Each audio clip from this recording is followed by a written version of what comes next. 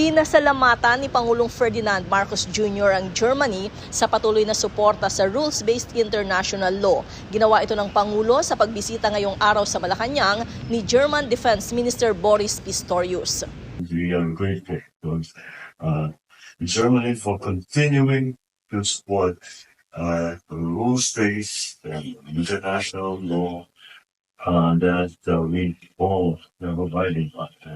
Ibinalita naman ni Pistorius kay Pangulong Marcos ang intensyon ng Germany na bumuo ng kasunduang pangseguridad sa Pilipinas. Ayon sa German official, target nilang mapirmahan ang defense agreement bago matapos ang taon.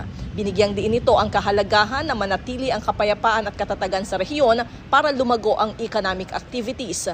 We want to try to sign it until the end of the year.